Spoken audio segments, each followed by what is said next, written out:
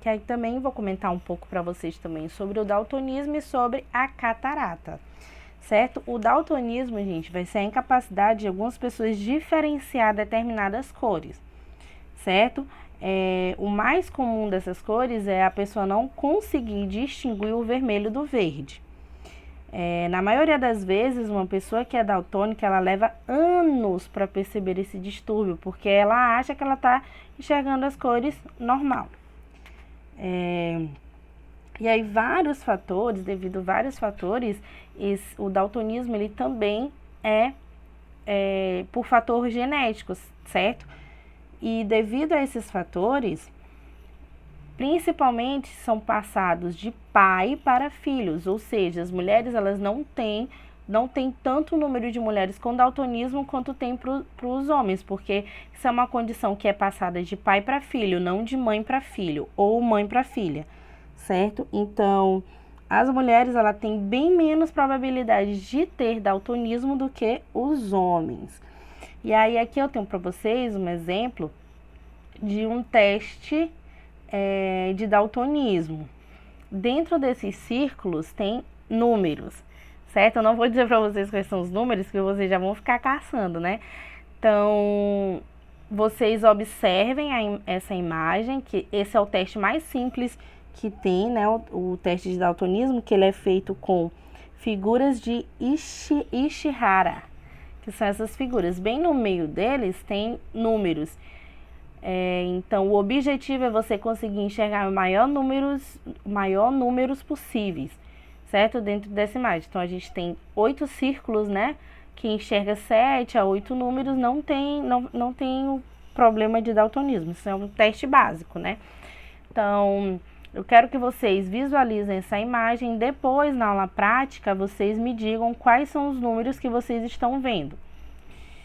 Certo? Então, isso não é um problema em que vai afetar tanto a pessoa quanto os outros problemas que a gente já falou, né? Uma condição, né? Digamos assim, uma condição em que simplesmente a pessoa que tem daltonismo não vai conseguir diferenciar as cores, certo? Um outro problema em que várias vezes é chamado de... É um problema, né? Não vai afetar tanto a visão quanto os outros, mas a catarata, né? Ela vai ser uma condição em que vai alterar a cor da lente das pessoas, né? E a lente, vocês já sabem que a gente já comentou várias vezes, é onde a imagem ela é focalizada. Então, quando se começa a ter esse problema de catarata, a imagem ela vai ficando desfocada, né? Então, e aí a lente ela vai ficar mais opaca e aí vai alterar a cor do olho da pessoa, né? Vocês podem ver aqui, ó, a diferença, ó. Como tá o olho desse senhor. E por que isso acontece, professora? Porque a pessoa vai envelhecendo e aí a lente ela vai envelhecendo junto, né? Assim como todo o resto do nosso corpo vai envelhecendo junto conforme vai se mudando de idade. Por isso que a catarata ela acontece bastante com pessoas que são mais idosas, né? Então, essa perda de transparência, ela vai dificultar a chegada da luz na retina. E aí, a visão, ela vai diminuir. O avanço dessa condição transforma-se em catarata, que é uma doença, né? Que ela é mais comum a partir dos 60 anos e acomete todas as pessoas, mas em graus diferentes. Algumas pessoas vão ter... essa doença vai ser mais forte do que em outras pessoas, né? Alguns idosos, por exemplo, eles não precisam operar. Outros já operam deixam para operar quando já está com o problema já bem avançado, com a doença já bem avançada. Outros operam logo, né? Mas só o médico ele vai determinar que tipo de tratamento essa pessoa pode fazer, né? Determinar tratamento vai depender do médico. Então, a catarata, ela também pode ser provocada por infecções na vida adulta. Geralmente, uma pessoa que tem diabetes, por exemplo, ela tem mais probabilidade de ter catarata, né? O uso de medicamentos que tem cortisoide, que é um tipo de hormônio. Quando a pessoa tem algum trauma, por exemplo, bate o olho em algum lugar, né? Isso é um tipo de trauma. Ou alguma deficiência congênita. Por exemplo, alguma síndrome, né? Certo? E aí, como eu falei pra vocês, os diabéticos, né? Eles provavelmente vão ter a catarata mais cedo. A cirurgia, gente, ela vai consistir em colocar uma nova lente, né? Um novo cristalino artificial, óbvio, né? Como se fosse uma prótese no olho.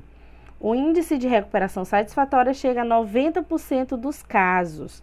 Feita a cirurgia, o paciente ele volta a enxergar normalmente e essas lentes elas são definitivas, ou seja, não precisa ficar trocando essas lentes conforme os anos passam.